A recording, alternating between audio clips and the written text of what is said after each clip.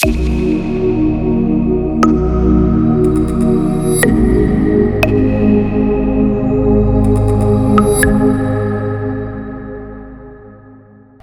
and welcome back to Higher Density Living. You know, Jason, you don't know what I'm going to talk about, but I want to drop something on you because I've been thinking about it. So I have a dog. Her name You have 3 dogs. Yeah, I have a 4th one though. You have 4 dogs now? Yeah, her name is Liberty. I've had her for a long time. She's currently back in Massachusetts. And she's about 11, 12, maybe 13 years old. Doesn't matter. But Liberty is at the end of her life. And I spoke with my family and they agreed that we're going to put her down this upcoming Tuesday.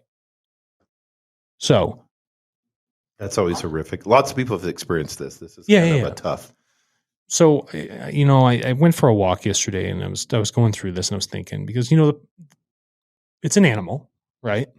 But it's been so long a part of the family that you develop this perception of its personality and its place as, you know, it's like a pseudo family member.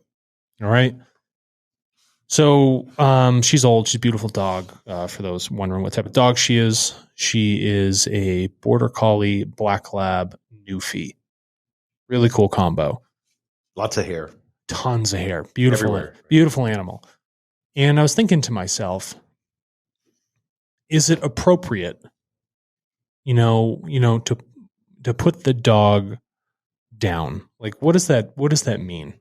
Right. I know she's in pain and I know she needs to go, but what is the effect on that? What's the balance? Is this the appropriate way of doing this thing, right?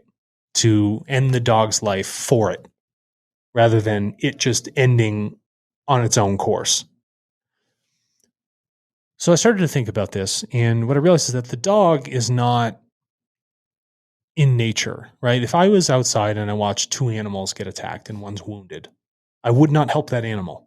I would leave it. Right. I would let nature take its course. Now, for this house dog, she is not out in nature. She lives in a somewhat, you know, statistically sterile environment, one that's controlled. It's not as raw. And because of that, the circumstances of how animals like that in domestic settings die, I actually think it's required and necessary to remove the animal from the suffering in this environment by actually, you know, like putting her down before just letting it, you know, proceed to be in pain and then fail. In a natural environment, that makes sense. But she's been brought up in this environment. And so to sustain her in pain in a sterile environment like this, I think is unnatural and inappropriate. So that's why I think that it is in the best interest of the animal, no matter how hard it is, because you don't want things to end early. But what you're doing is you're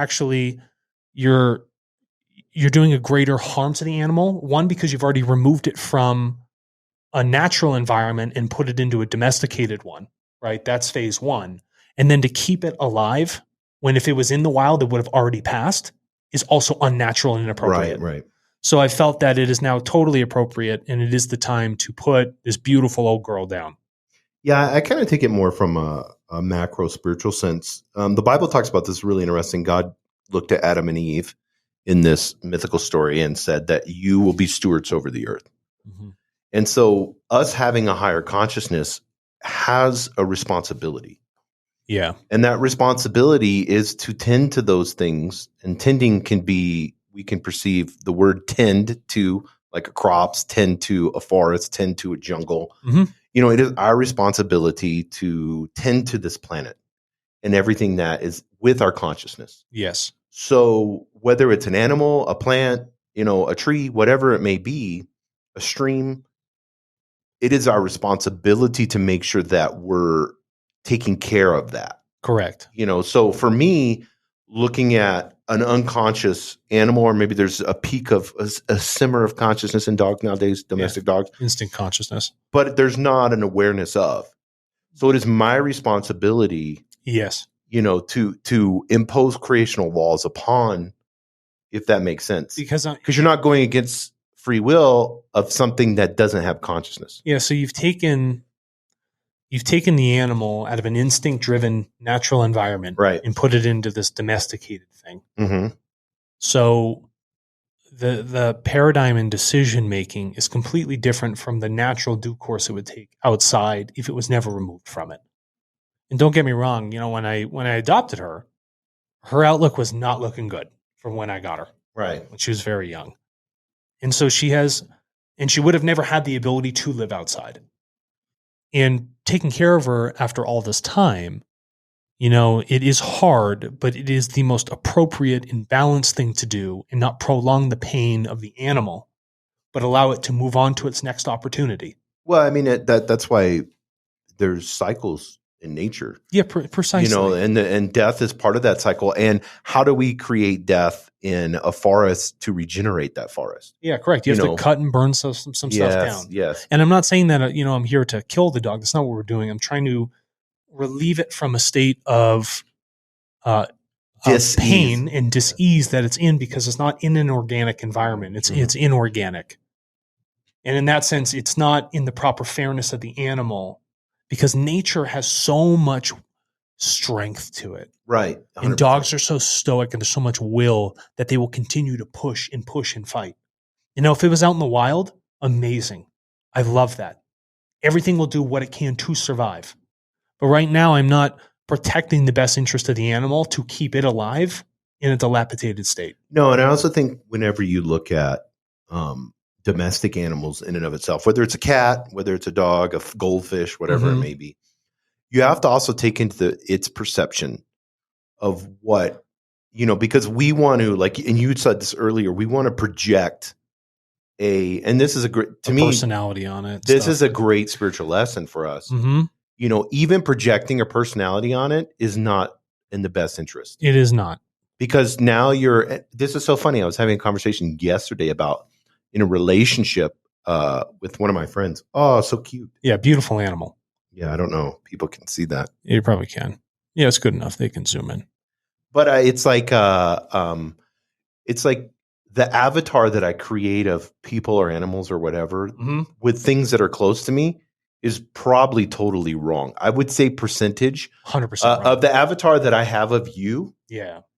With what I believe, and that's a good word to use in this moment, what I believe you are, I don't know your shadow work. I don't know the other parts of you. So I really I have an avatar of you, but I don't know the real you. So if I'm basing things that I think that Alex should do or shouldn't do, or who he really is or who he isn't, those are all based off of a false avatar.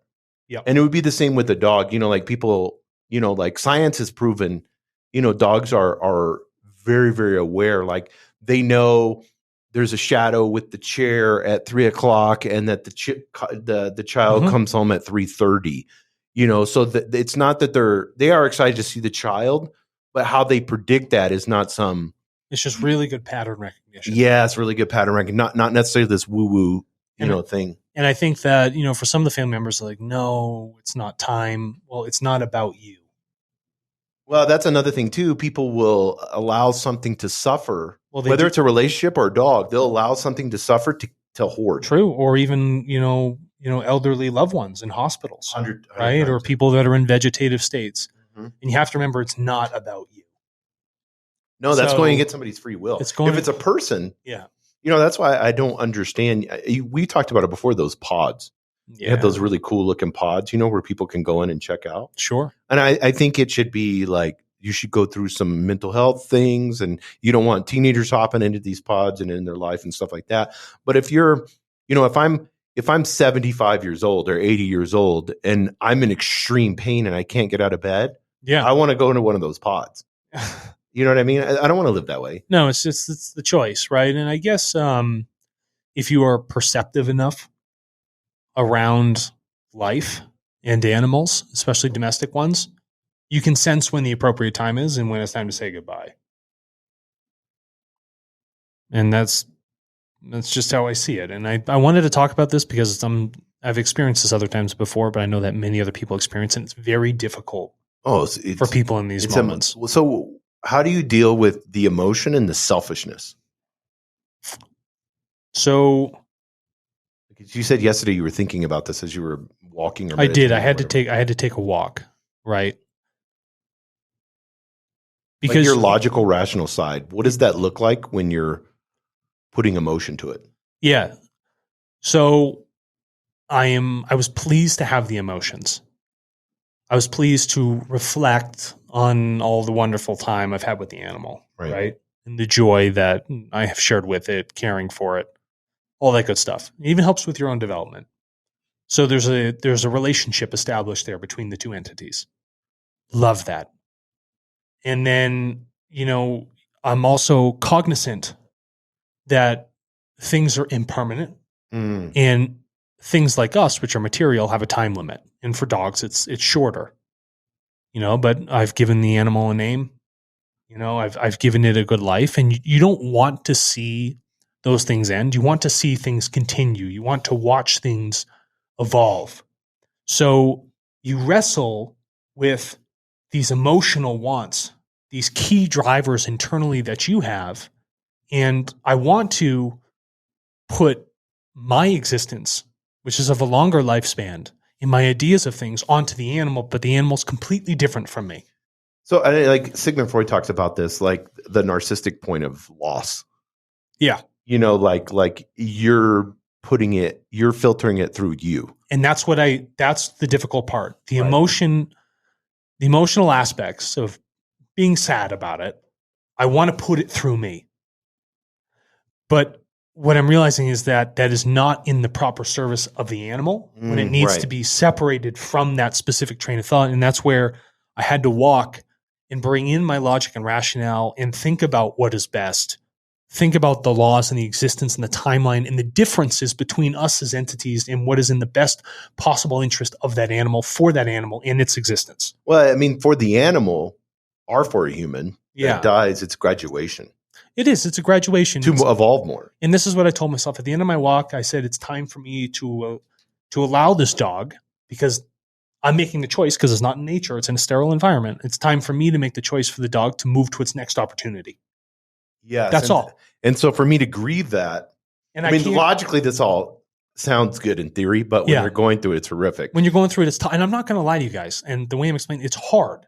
Right. But it's taken me years to understand how to work with my emotions. And they're very strong, right? I have very strong emotions, but I try to walk through the feelings, the senses, the perceptions I have, and then think about that lens and then consider my balance and my existence with this thing and its existence with us. And what I came down to is that it's time for its next opportunity. And I constantly reflect on that. And it's no longer a time for me to be sad, but rather a time to be joyous, that I get to watch the entire cycle of nature and life happen at an accelerated rate in an animal, and then watch that take its transition to the next thing. And every time these things occur, it preps you for other larger things when entities like a human being leaves. And all of it helps you pick up. These are all wonderful learning points in the life for reflection. And that's how I'm viewing it. Well, yeah. And I think, for me, if I have this graduation viewpoint, or, now they're doing these celebrations of life or whatever, I think that's all positive and awesome. Yeah. I really, really like that and enjoy that you're going on to the next great thing. Correct. Like this isn't a loss or sadness. No. This is excitement. And so that's the wrestling, right? Yeah. You wrestle between loss, because the thing ceases to exist. Right. Right. And that relationship. But it doesn't cease to exist. No, the relationship ceases to exist materially. Materially, yes. But mentally, it is still there, right? And you have the ability to reflect on it and all those joys. So continue to do it. But I wanted to bring this up because I know there are other people that go through it. And it's nice to be able to talk about it. Maybe there's like a raw with maybe there's like a collection of dogs, dog spirits that you could talk to. A social, like you could channel a social dog complex. Yeah, social dog complex. That'd be awesome. Yeah, so that's what I want to talk about. I'm sure this affects other people's lives and things that people are going through, and I hope this helps. I can only share my own experience, but this is how I view it, and hopefully it's a tool in your toolbox to continue to go through those experiences in your own life. So I want to thank everybody for listening. And we might as well dedicate the episode to. Yeah. to liberty. Liberty. Good girl. All right. Thank you very much, everybody.